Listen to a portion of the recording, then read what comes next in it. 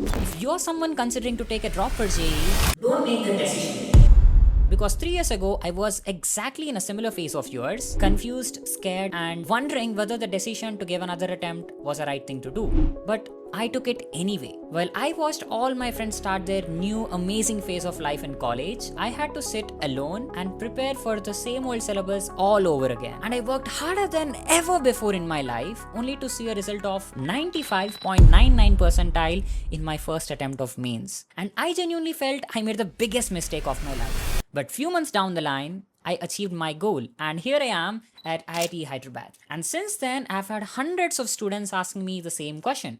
Was a drop year worth it? Should I even take a drop? How should I even plan it? So this video is exactly about to answer all of those questions. So hey, if you're new here, my name is Chandan and I make content about student life and my journey. And if that sounds like your thing, consider subscribing. And now let's get into this video. So let's start with the question that actually matters. And I want you to be very honest to yourself.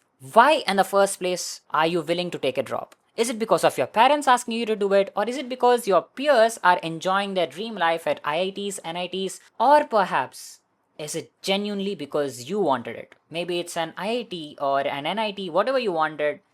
Is the actual desire coming from you, or maybe your parents, your relatives, or the peer pressure? What is it exactly which pushes you forward?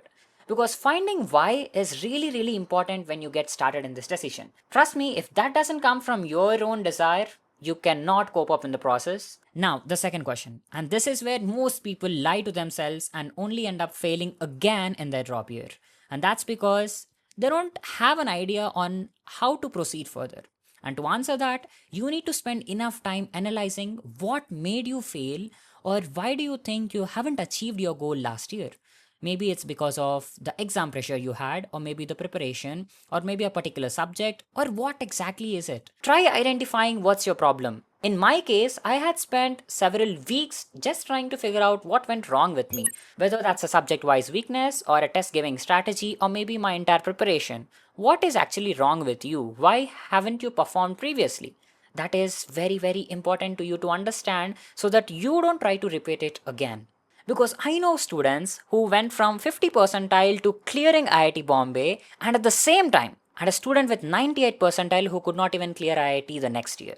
Not because none of them were foolish, but it's important to understand what is going wrong with you and why you haven't achieved it. That gives you a mental clarity on what to focus and what's your goal, whether it's NIT or IIT, what is the right strategy for you. Now here's something I don't see anyone talking about, and this thing completely changed the way I planned my preparation. A drop year is typically assumed to be a one whole year, slow, heavy, and long. But honestly, it isn't. Because look at the calendar, it's July already, so you have August, September, October, November, and December, barely 5 months. And to be more precise, when the notification comes out in December, you have to put all your effort giving your mocks. So strictly speaking, you just have 4 months and you have to prepare your entire syllabus that you weren't able to do in the entire 2 years in just this 4 months. Now imagine the pressure that you'd have. But you know what? You have an unfair advantage with compared to your peers.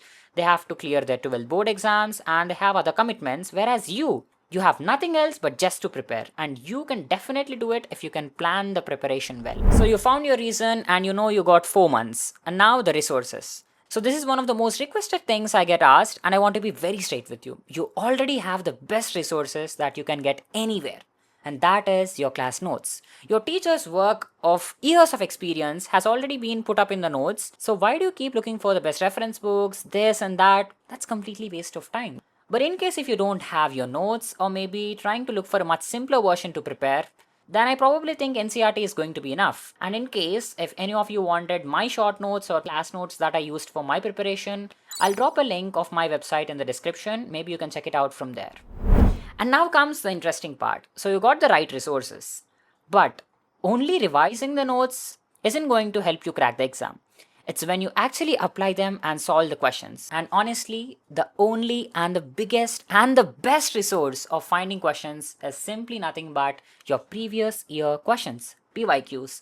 Once you have them, you understand the pattern, how the questions are being asked, and how you can actually prepare at what level. Just get your PYQs and solve them on paper physically. So I went looking for the best PYQ book I could find, and I landed with this one. 2 note to solve papers and 25 years of previous year questions and 15,000 questions all in one place.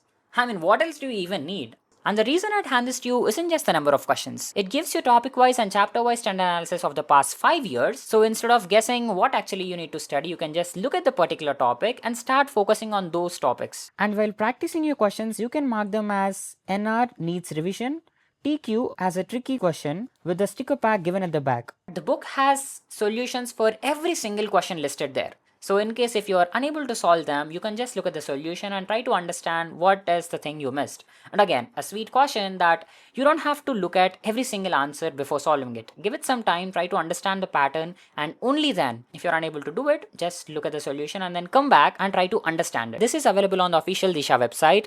And if you want to get a combo of P, C, and M, you can get them at a discount of 40% by entering the coupon code Chandan05. I'll display it here and I'll also attach the link in the description. You can check it out and get the resources, your notes, NCRT, and this PYQs. Stop looking and just start working. Set a target and hold on to it, whether that's 250 questions a day or maybe 500 questions a week, and continue going with that momentum. Solving questions is half the work.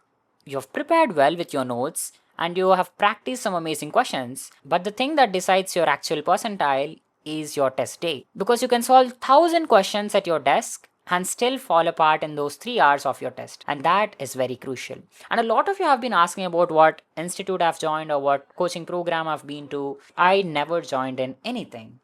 I just prepared self alone at my home and I was able to do it. But the only thing I did, which I genuinely felt very useful, was taking an online test series. So I used Math on Go's online test series throughout my drop, having a real exposure, like an exam-like feeling, where I could give the real test with the real interface and then analyzing my mistakes where I can actually improve was definitely worth it. I'll also try to put up a link of them in the description and maybe you can check them out. But again, practicing your mocks is as important as preparing, because no matter how much you prepare, if you cannot give your mocks, you never really know what your actual performance is going to be. So you have the decision, the timeline, the plan, and also the right resources. But now is the part which decides where you finish, the mental strategy.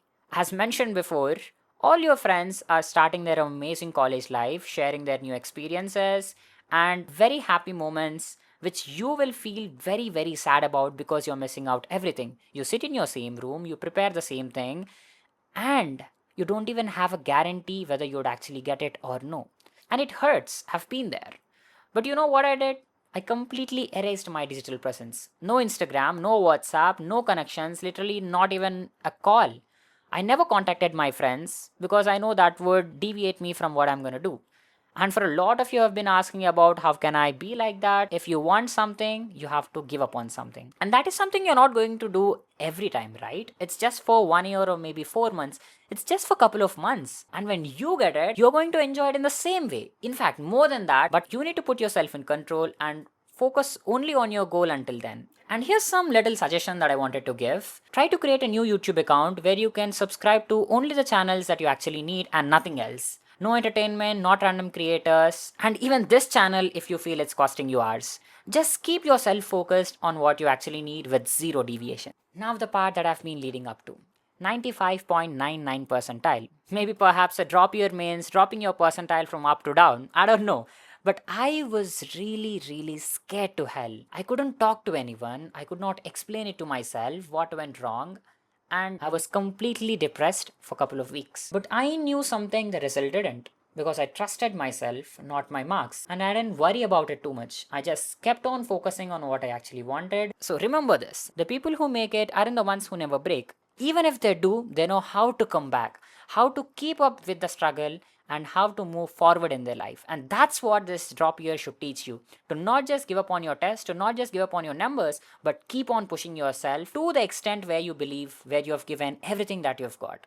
And also, if you want a full breakdown of what are the things that I did during my drop year, which I don't want any of you to repeat, you can check out this video. I'll try to link it again at the end. One more thing before we close. So I really want every one of you watching to be best at what you're preparing for and may achieve your goal. But that said, just keep some exams as backup, because you never really know how the result is going to turn out. In my case, although I improved my marks from 118 to 187, I ended up getting 96 percentile, which was previously 98. And I don't want you to feel safe feeling that you already have a backup. Just give everything that you've got for JEE, but also give other tests too. And if you're still here this long for a hard question, I believe you have something that most people don't. And if you're able to promise yourself that you're going to give the best efforts that you can make to achieve your goal, I truly believe you can see yourself where you want to. So everything I mentioned in the video, the notes, the resources, the PYQ books, the test series, everything is linked down below in the video description. Go check them out. I really wish very best in your journey ahead. And by the way, to watch my drop year video where I explain these 5 mistakes is here. And along with that, if you want an advanced analysis of all the PYQs from the past 5 years to understand which topics you need to study, the video is here. I'll see you in the next one then. Keep working, keep smiling. Sunlight on the pavement, feeling kinda lazy. Got this easy vibe, the world is moving hazy. Nothing heavy on my mind, just coasting, and I'm happy, oh so